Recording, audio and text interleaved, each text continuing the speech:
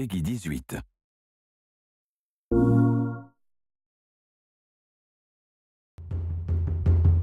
The combat in the game feels very intense. Very personal. It's like closer cameras, more intimate.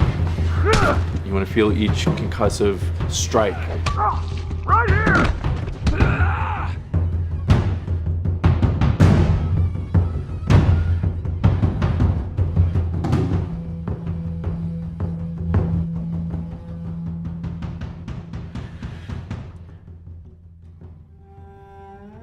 The people you're fighting in this world are no different from you. They're survivors just like you. They're trying to find anything to get by. We want to make you feel for these enemies. We want to make you hate them, feel sorry for them, be afraid of them. Make you feel kind of bad when you shoot at them. You have to feel that there is that consequence to engaging with these people and that there is something at stake. Your objectives aren't lining up, so now it's time to kill or be killed.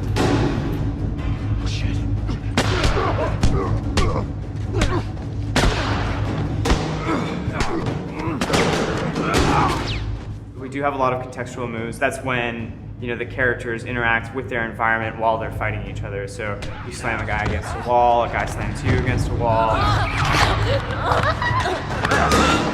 Grounding of the combat in the game world, which kind of makes it a lot more interesting and more real. Nothing really says you're in this environment like having your head slammed against it.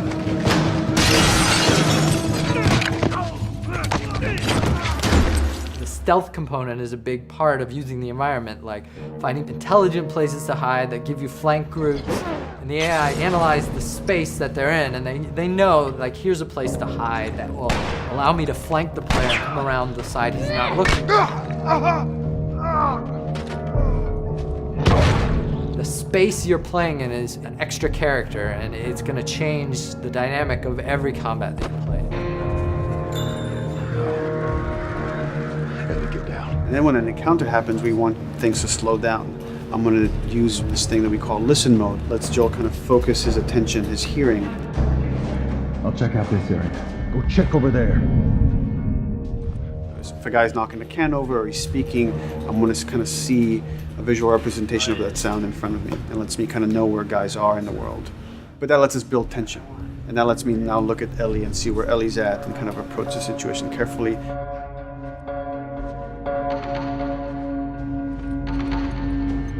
The AI are helping you and you are helping them, and there's a back and forth. For example, Ellie will start doing things like picking up a brick and tossing it at enemies to distract them and to help you out in combat. What we wanted them to do is to have their vocals be an assistance to you in gameplay. Ellie will call out when an enemy is near you and is just starting to gain line of sight on you. She'll say on your left or on your right and try to give you some hints as to where the enemy is. Hey!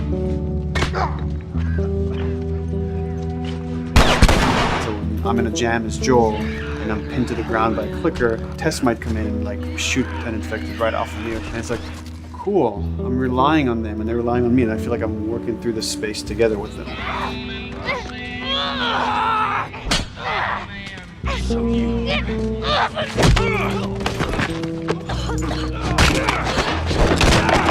You might say, they did a bad thing. They killed somebody. They didn't do something that seems fully morally just. Well, you're going to think that they're bad people unless you, as the player, feel how terribly difficult it is to survive. The pressure is so terrible in this world that you just have to make a choice and live with it. Right now, I'm gonna jump down there and I'm gonna clear us a path.